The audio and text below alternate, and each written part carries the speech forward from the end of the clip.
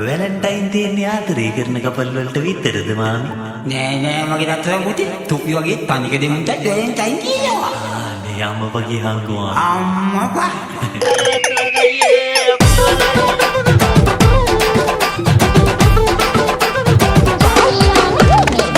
ඉස්සර මට කීවේ රංකඳ කියා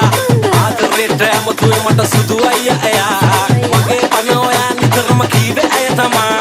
ඇගේ ලෝකෙ මං හිටියේ රත්තරන් වෙලා අය ගොයන්න අනි එයා මගේ පන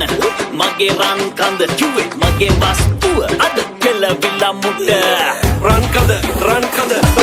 මල කඳක්ද දැන්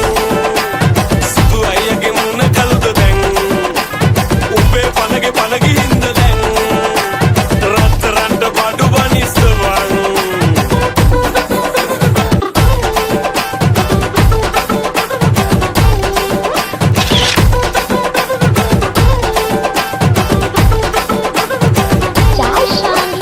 කිව්වා කැට තියලා ඕකිනන් තියයි පොල්ල ඔබ කිව්වා එන සතියේ මම බඳිනවා ඒ කෙල්ල ඔබ හිටියේ එල්ලගේ වෙල්ලේ වඳින්නමයි තැල්ල දැනගත්තා අපි නම් ඔබගේ හිර වෙනවා බෙල්ල රංකද මගේ කියා ඔබේ සේසතටම වින්දායා අනි එයා මගේ පන